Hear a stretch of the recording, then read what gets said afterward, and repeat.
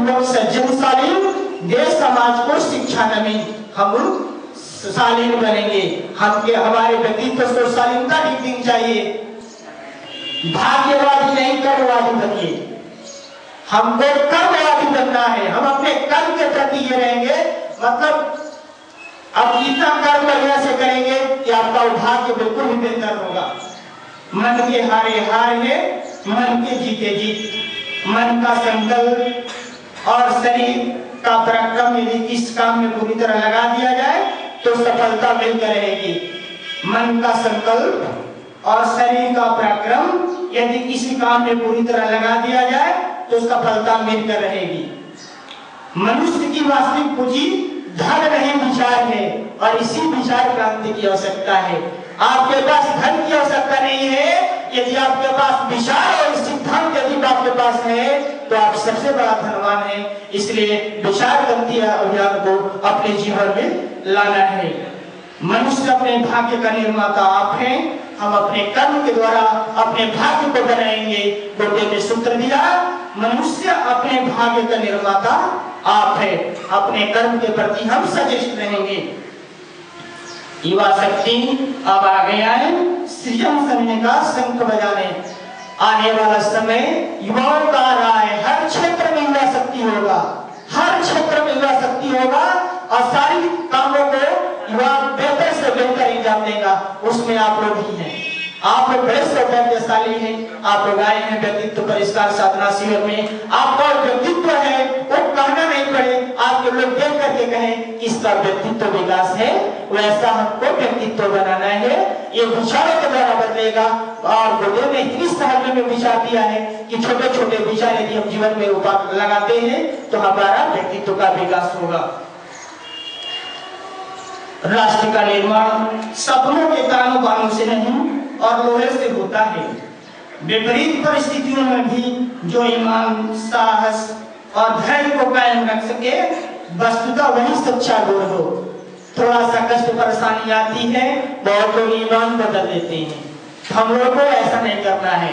जो भी आएगा उसमें हम बिल्कुल विपरीत परिस्थितियों में भी जो ईमान, अपने ईमान को बिल्कुल ठीक रखना है और साहस के साथ बढ़ना है और पेशेंस सीखना चाहिए। जैसे होता है टीना और लोहा को आपने देखा होगा। टीना को गर्म कीजिए जल्दी ठंडा, और लोहा को गर्म कीजिएगा तो जल्दी गर्म नहीं होगा और ठंडा नहीं होगा। तो हमको वैसी तरह पेशेंस रखना है। मतलब विपरीत परिस्थितियां भी आती है तो हम उसमें पेशेंस रखते हुए अपने आप को मुकाम तक पहुंचाएंगे। धैर्य को कायम रख सके, वस्तुतः वही सच्चा सूरवीर है। हम धैर्यवान बने, हमारे अंदर साहस और ईमानदारी हो। ये हमें व्यक्तित्व की आपकी पहचान से दिखनी चाहिए। विचार बीज है और कर्म वृक्ष है। कर्मों का आरंभ विचार से ही होता है। वाणी आत्मा का दर्पण है। समय का सदुपयोग करें। हम अपने आप के समय को बिल्कुल हर कामों को बांट दीजिए। आप रूटीन बना लीजिए कि इतना टाइम में ये करना है, इतना टाइम में ये करना है, इतना टाइम में ये करना है। इससे क्या होगा कि आपका काम होते जाएगा और किसी काम पर लोड नहीं पड़ेगा। और रेगुलरिटी में डालिए। यदि उसको रेगुलरिटी में डालते हैं तो काम आसान हो जाता है और समय से करते हैं तो मन प्रसन्न रहता है। इसलिए समय का सदुपयोग करेंगे और उसको रेगुलरिटी में ढालेंगे। सदा कर्म के बारे में सोचो, कर्म फल के लिए कभी नहीं। हम जो कर्म करते हैं यदि हम सच्चा कर्म करेंगे, बेहतर कर्म करेंगे तो उसका फल अच्छा ही होगा। इसलिए कर्म फल के बारे में मत सोचिए, आप कर्मवादी बनेंगे और कर्म के बारे में सोचेंगे। सबसे बड़ा दीन दुर्बल वह है जिसका अपने ऊपर नियंत्रण नहीं। सफलता का रहस्य है दृढ़ संकल्प और कठिन परिश्रम। हम कोई भी काम करेंगे जो आपने ठाना है उसमें दृढ़ संकल्प होना चाहिए। आपका संकल्प बल मजबूत होना चाहिए और उसमें कठिन परिश्रम कीजिए, घोर परिश्रमशील बनिए। समय का सदुपयोग सफलता का मुख्य साधन है। आपका टाइम का मैनेजमेंट। अब्राहम लिंकन जब चलते थे उनको लोग देख करके घड़ी मिलाता था। अब समझ लीजिए वैसा महापुरुष, मतलब कहने का अर्थ ये है कि आपको लोग देख करके घड़ी मिलाए, मतलब समय का सदुपयोग करेंगे, टाइम का मैनेजमेंट करेंगे, वो हमारे व्यक्तित्व से दिखना चाहिए। सत्य में 1000 हाथियों का बल होता है। यदि आप सच्चे हैं तो कोई इसको टिका नहीं सकता है, उसमें भगवान की शक्ति काम करती है। गुरुदेव ने विचार दिया, सत्य में 1000 हाथियों का बल होता है। 100 हाथों से कमाओ और 1000 हाथों से बांटो, मतलब थोड़ा भी है उसको हम ज्यादा देंगे। आज सोशल एक्टिविटीज में हम लोग का ये प्लेटफॉर्म है, गुरुदेव का जो प्लेटफॉर्म है, आपका संस्कारशाला है, झोला पुस्तकालय है, नुक्कड़ सभा है, बहुत सारा ऑफिशियल कार्य चलता है, हर तरह विचार, कभी कभी वर्कशॉप युवा सम्मेलन होता है, तो उसमें आप लोग समय देंगे और अपनी प्रतिभा को नियोजित करेंगे। हर दिन नया जन्म समझे और उसका सदुपयोग करें। रात में आप सो जाएं और सुबह में जगे तो आप अपने आप को समझें कि मेरा एक नया जन्म है। इस अभी आज का जो रूटीन, आज का जो दिन है, उसको बेहतर से बेहतर करूंगा और फिर रात में उसका निरीक्षण कीजिए, या आत्म समीक्षा कीजिए कि मैंने जो दिन में बनाया था रूटीन, कहाँ गलती हुआ। यदि गलती हुआ तो उसको आप नोट कर लीजिए और उसको फिर कल सुधारिए। गलती नहीं होना चाहिए, यही आपका व्यक्तित्व विकास। ज्ञान दान से बढ़कर संसार में और कोई पुण्य नहीं है। ज्ञान दान मतलब ये हम लोग का संस्कारशाला जो चलता है, आप उसमें समय जरूर दीजिएगा। आपके पास जो भी ज्ञान है, थोड़ा सा अंश भगवान के काम में लगना ही चाहिए, तो आप संस्कारशाला में भी समय देंगे। गुरुदेव ने एक विचार दिया, ज्ञान दान से बढ़कर के संसार में और कोई पुण्य नहीं। विवेकानंद ने एक विचार दिया, बी एंड मेक, बनो और बनाओ। यदि तुम्हारा व्यक्तित्व विकास हो गया तो दूसरों को भी बनाओ, यही है आपका व्यक्तित्व का विकास। यदि आपका व्यक्तित्व ऊंचा होगा तो दूसरे को भी ऊंचा उठाते हैं, तो यही सबसे बड़ा आपका ड्यूटी है, यही आपका कर्तव्य होना चाहिए।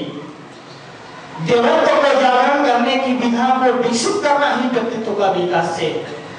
अभी आप संगीत भी हुआ था, मनुष्य देवता बने यह धरती स्वर्ग समान।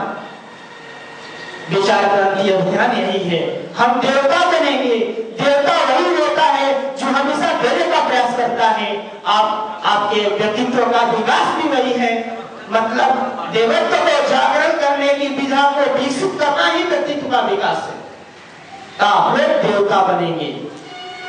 स्वाध्याय अपने बारे में हमेशा ध्यान दीजिए, सब साहित्य पढ़िए, पॉकेट में रखिए साहित्य को। प्राणायाम, अभी आपको योग के क्लास में प्राणायाम किया होगा। प्राणायाम को भी आप 5-6 प्राणायाम होता है, उसको नियमित करेंगे।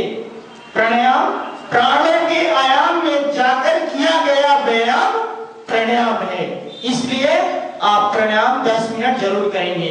ध्यान, मेडिटेशन को आप जरूर रेगुलेटिंग। ध्यान एक ऐसी विधा है जिसके माध्यम से अपनी अंतर चेतना को परमात्मा चेतना के साथ जोड़ने का प्रयास किया जाता है। इसलिए नियमित आप गायत्री महामंत्र का 25 मिनट गायत्री मंत्र का ध्यान जप करते हुए, ध्यान स्वरूप सूर्योदय का ध्यान करते हुए गायत्री मंत्र का जप करेंगे। सत्संग, आप अच्छे लोगों का संग करेंगे। यदि आपका मित्र आपका मित्र लगता है कि दूसरे टाइप का है, नेगेटिव विचार का है, तो उसका हम संग नहीं करेंगे, हम पॉजिटिव वाले लोगों का ही संग करेंगे। यह सत्संग का सबसे बड़ा लाभ मिलता है। प्रज्ञा योग, गुरुदेव ने साहित्य लिखा है प्रज्ञा ज्ञान का योग व्यायाम, उसको आप ले लेंगे। प्रज्ञा योग आपका नियमित होना चाहिए, इससे आपका शरीर मजबूत होता है। ये बहुत छोटे छोटे विचार हैं जो आपकी जीवन की दशा और दिशा को बदल देगा। यही है विचार क्रांति की आवश्यकता हमारे युवा वर्ग में, हमारे छात्र जीवन में। युवा भटकता क्यों है? सही दिशा के अभाव में। सही संयोजन करना है, आदर्शों का अभाव। हम रोल मॉडल बनाएंगे परम पूज्य गुरुदेव को और स्वामी विवेकानंद को, और उनके विचारों को पालन करेंगे, उनके साहित्य को पढ़ेंगे। युवा होता कौन है? गोटे ने विचार दिया, युवा कौन? युवा वो है जिसकी शिराओं में गर्व रक्त बहता है, जो सदैव क्रियाशील रहता है, जो